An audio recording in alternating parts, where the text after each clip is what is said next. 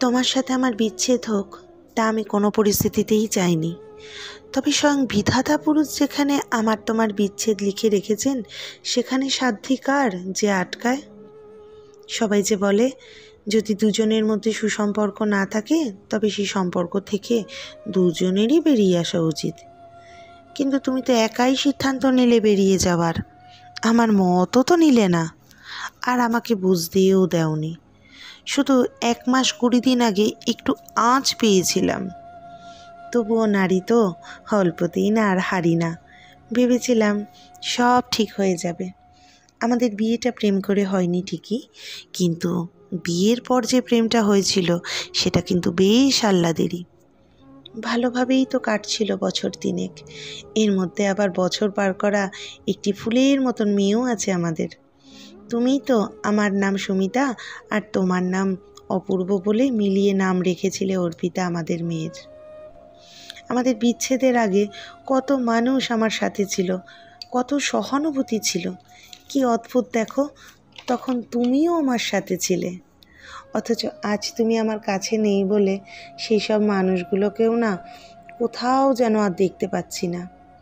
আসলে এখন তোমায় ছেড়ে আমি বেঁচে আছি ঠিকই, কিন্তু প্রতিটা মুহূর্তেই তোমার অভাব আমায় তিলে তিলে বোঝাচ্ছে। ছোট্টবেলা থেকে 3 বোনের অভাবের সংসারটা মা যেভাবে আগলিয়ে রেখেছিলেন, বাবার অল্প রোজগারে শুধুমাত্র পুঁজি ছিল সততা আর সম্মান। তাই মাত্র 15 বছর বয়সেই সেই সম্মান রাখার তাগিদেই হোক বা বিনা পয়সায় কন্যাদান থেকে মুক্ত, যাই হোক না কেন, গরিব বামুন আমার বাবা আমার হাত তোমার হাতে তুলে দিয়েছিলেন। যদিও বাবা জানতো তুমি আমার থেকে বছর 17 বড়, আমার বয়সের চেয়েও বেশি। কি অদ্ভুত, আমিও অত ছোট বয়সে একটু গোলগাপ্পা চেহারা ছিলাম বলে না লোকে দেখে আমাকে 18 কিংবা 19ই বলতো। মাধ্যমিকটা আমার আর দেওয়া হলো না। বিয়ের 2 বছরের মাথায়, মানে আমার মাতৃত্ব তখন কিন্তু আমি নাবালিকাই ছিলাম। তবুও তোমার ভালোবাসায় কখন যে পরিণত হয়ে গিয়েছিলাম নিজেও জানি না। পাড়াপড়শিরা আমাকে আর তোমাকে একসাথে দেখি না কানাপুষো করতো। বেশ বুঝতাম তুমি আমার বর কম বাবা বেশি লাগছো। বাসে বা ট্রেনে এমন অনেকে বলেছে, দাদা আপনার মেয়ে। কী যে লজ্জায় তুমি পড়তে। আমি অবশ্য প্রতিবারই জোর গলায় বলতাম আমার বর। পারলে সবার সামনে তোমার বুকের নিচে আমার হাতটা গলিয়ে দিয়ে প্রায় বুকে চেপে ধরেই গর্বের সাথেই কিন্তু বলতাম। তুমি আমার চোখের দিকে তাকিয়ে আবার পলকটা নামিয়ে নিতে ঠিকই, কিন্তু কোথাও যে একটা মনকে নাড়া দেওয়া কথা সমাজ তোমাকে শোনাতে ছাড়তো না, সেটুকু বুঝতাম তোমার দম বন্ধ হয়ে আসছে লোকের ওই তীব্র কথার আঘাতে। আমার অবশ্য একদিনের জন্য আফসোস হয়নি তোমাকে স্বামী রূপে পেয়ে। তোমার কাছে আমার আবদারের তো কোনো শেষই ছিল না। তোমার কাছে কখনো শুনিনি কোনো বারণ, অযথা প্রশ্রয় দিতে প্রত্যেকটা বিষয়ে। আমার বাবার না সেই সাধ্য ছিল না যে খুব বড় একটা ইলিশ মাছ বাজার থেকে এনে আমাদের খাওয়াবে। তবে লক্ষ্মী পুজো বা সরস্বতী পুজোর পর দিন অনেক বাজার করতো, কারণ অনেক যজমান ছিল তো তাদের বাড়িতে পুজো করে বেশ কিছু ভাঁজ করা 10 টাকার নোট, 20 টাকার নোট, 50 টাকার নোট কিংবা দুটো একটা 100 টাকাও কিন্তু তাতে থাকতো। বাবার আনা চাল আলুর মাঝখানে যে কয়েনগুলো থাকতো, আমরা 3 বোন হামলে পড়তাম কে কটা নেবে। আর মা যখন বাবার আনা ওই টাকাগুলোর মধ্যে যখন 100 টাকার নোটের ভাঁজটা খুলতে খুলতে বাবাকে জিজ্ঞাসা করতো, হ্যাঁ গো কাদের বাড়ি থেকে দিয়েছে গো?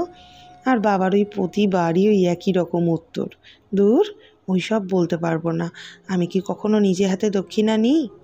বাড়ির গিন্নিরা যা আমার ব্যাগের মধ্যে দিয়ে দেয় তাই নিই। মা টাকা কটা গুনতে গুনতে কী যে খুশি হতো, আমি এখন কিন্তু সেটা বুঝতে পারি। যখন তুমি আমার কাছে তোমার মাইনের অতগুলো টাকা আলমারিতে রাখতে দাও, একসাথে এতগুলো টাকা, ওরে বাপরে বাপ, আমি তো কোনো দিনও দেখিনি।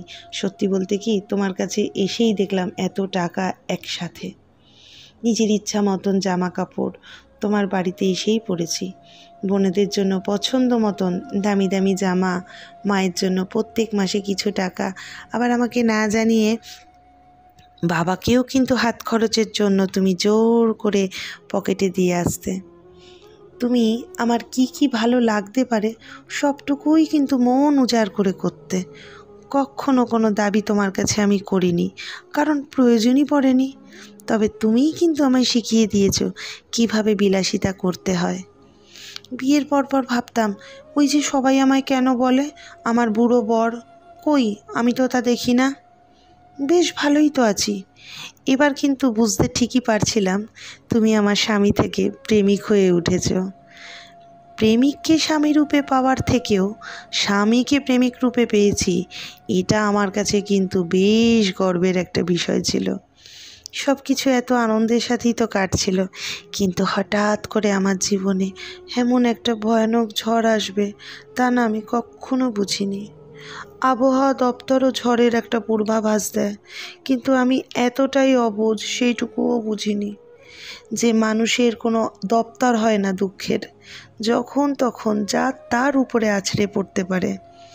আমার মেয়েটার প্রথম বছর জন্মদিনে তুমি এমন আয়োজন করেছিলে যেন মেয়ের বিয়ে দিচ্ছ। আত্মীয় স্বজনরা এসে বলেছিল, কিরে অপূর্ব, মেয়ের জন্মদিনেই তুই এত খরচ করলি, এত আয়োজন করলি, তাহলে তুই মেয়ের বিয়েতে কী না খরচ করবি। জন্মদিনটাই তো মনে হচ্ছে বিয়ের মতন। আজ আমার মেয়ের 18 বছর পার হলো। সেই 1 বছর 2 মাসের অর্পিতাকে আমার কাছে দিয়ে তুমি কি ভেবেছিলে? খুব ভালো করলে। আমাকে যখন তুমি ছেড়ে গেলে তখন আমার 18 বছর হতে মাত্র 3 মাস বাকি ছিল। বিড়ি, সিগারেট, মদ কোনোটাই স্পর্শ না করা লোকটা কি করে যে সিরোসিস অব লিভারে আক্রান্ত হলো ঈশ্বরই জানেন। মাত্র 1 মাস 20 দিন চিকিৎসা করবার সুযোগ তুমি দিয়েছিলে। কে জানতো তুমি আমাকে একা করে চিরতরে চলে যাচ্ছ। সত্যিই কি এত তাড়াহুড়ো ছিল তোমার? আমার সাবালিকা হওয়ার পর তোমার সাথে আমার বিয়েটা রেজিস্ট্রেশন হবে, এটাই কিন্তু কথা ছিল, কিন্তু সেই সুযোগটাও আমি পেলাম না। তার আগেই আমাদের বিচ্ছেদ হয়ে গেল, চিরবিচ্ছেদ। আজ তোমার সাথে দেখা হবে এই অপেক্ষা করি সারা দিন সারা রাত। এখন আর সেই চিন্তাতেই থাকি কবে আবার তোমার সাথে দেখা আমার হবে। আমাদের মেয়ে এখন সাবালিকা, কোনো চিন্তা আর ওর জন্য করতে হয় না। নমস্কার বন্ধুরা, মান্তাস ফ্যামিলি থেকে আমি মান্তা, কলমে অমিত রায়।